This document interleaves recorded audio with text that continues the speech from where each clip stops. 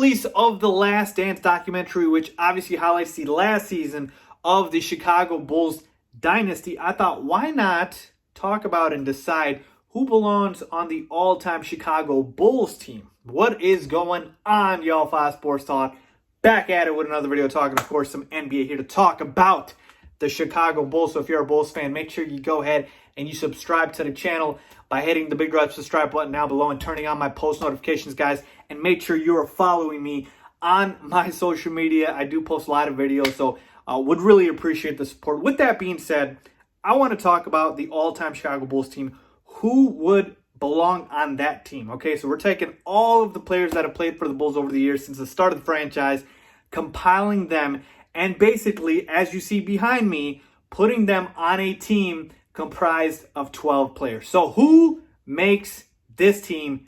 Let's get into it. So quick disclaimer, the only rule really is the player has to have played for the Chicago Bulls for some decent stretch, okay? It can't be one season or less than a season.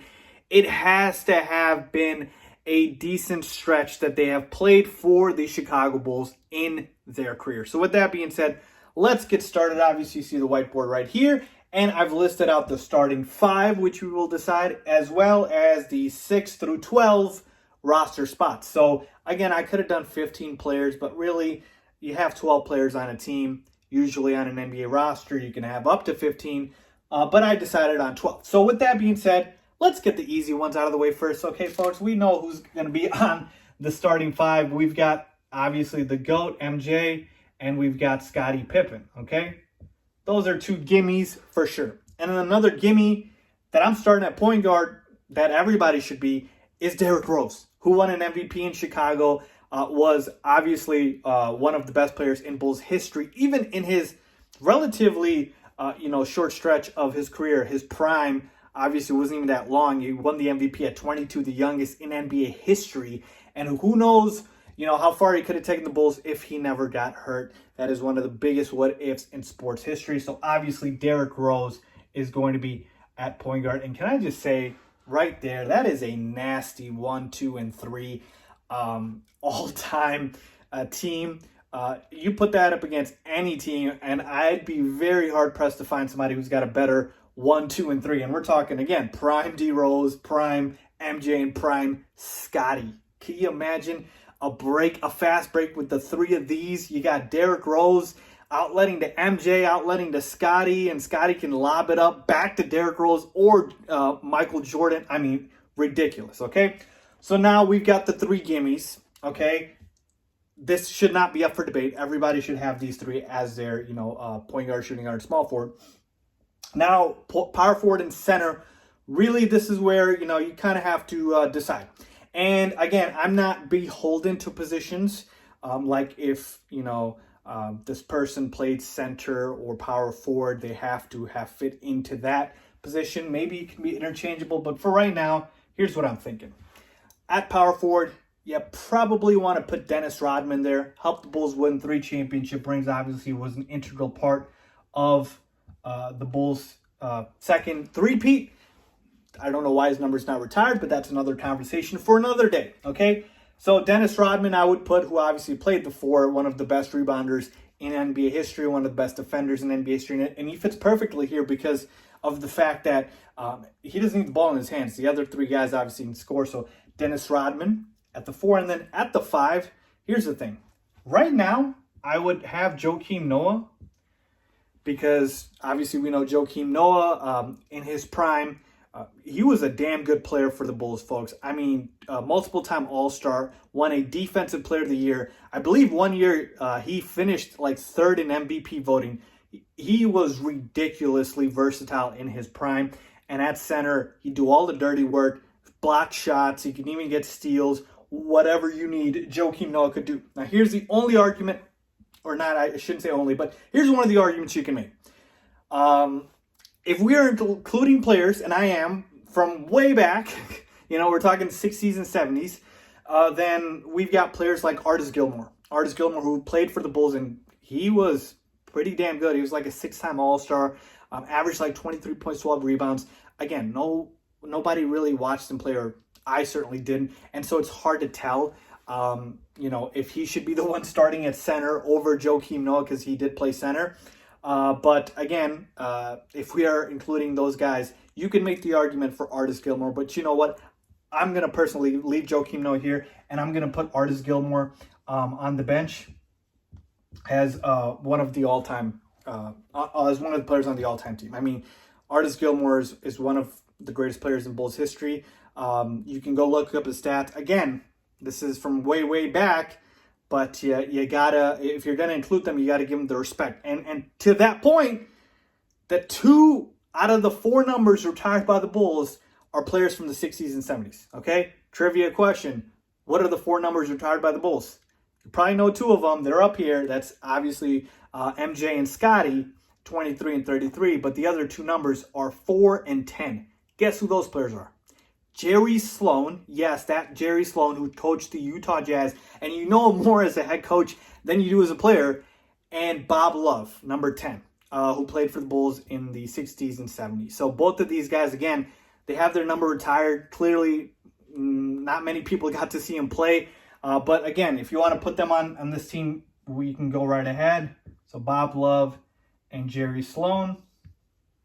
Now, as far as the rest of the roster spots, here's the thing. Another player to me is pretty easy is Jimmy Butler. All right, Jimmy Butler, drafted by the Bulls, played for the Bulls for a good chunk of seasons. I mean, we literally drafted him and developed him from, a bench player to a star in this league, man. And Jimmy Butler, to me, deserves to be on this team. Obviously, we know what he can do in this league, a multiple-time All-Star. So Jimmy Butler, to me, is on this team for sure, okay? And then another guy that I'm including who played for the franchise for a lot of years, and that's Luol Deng. Just solid, steady, man. I know the Bulls didn't really have, a lot of playoff success with Luol Deng. Like, we didn't win any championships or anything, but Luol Deng was a damn good player for a long time with the Chicago Bulls. So I'm going to put Luol Deng on the all-time team for sure there. And then we kind of take a look at the roster again. And now it tends to get a little dicey, okay? Now you got to start making some tough decisions. So when I'm taking a look at these last 2 spots, obviously it's tough. Got to make some tough cuts here. But I want guys that contributed to winning or spent a majority of their career with the Bulls. I mean, really just, gave it their all with the Bulls. And to me, I got to include Horace Grant here on the 11th spot on the team for sure. Just because, again, if we're rewarding Dennis Rodman for obviously helping us with the 3 chips in the second three-peat, you got to reward Horace Grant for help with the first three-peat and the first 3 chips, okay? So Horace Grant was an integral part of that, okay? So to me, I have to put Horace Grant there. And finally, the last spot, you guys might not agree. Some of you may, some of you guys might not. But this guy played for the Bulls for a long time, majority of his career. Was not an all-star, but he was solid. He was steady. Great veteran, and that is Captain Kirk Hinrich. Yes, that's right, Kirk Hinrich.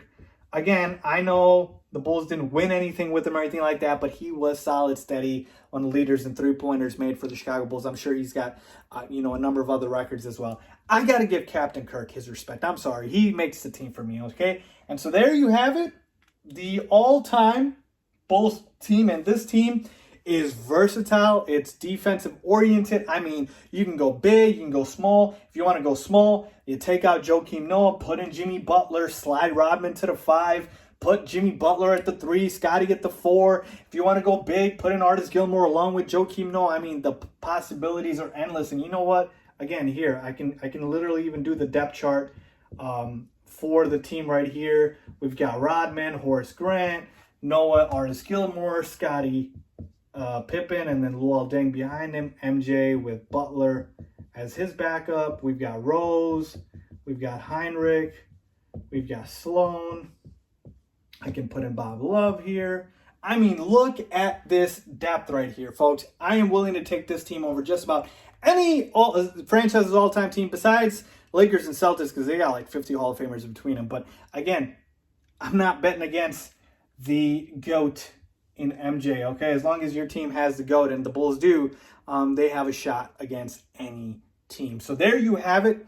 That is my all-time team. I will just say, just for fun, couple other players you could possibly make an argument for that you guys might think about. Again, Tony Kukoc, again, helped with the second three-peat. Same thing, Ron Harper. Would you guys take him on this team? And then here's the thing, Zach LaVine. I know he hasn't played for the Bulls for a long time, but man, he is damn talented, and I love Zach LaVine, and him off the bench as a scorer, that'd be fantastic, okay? So you can think about him as well.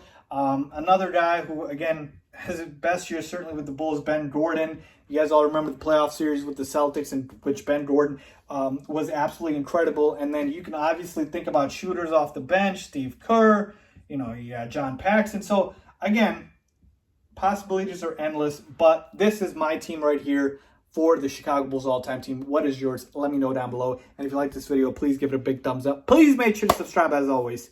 Thanks for watching.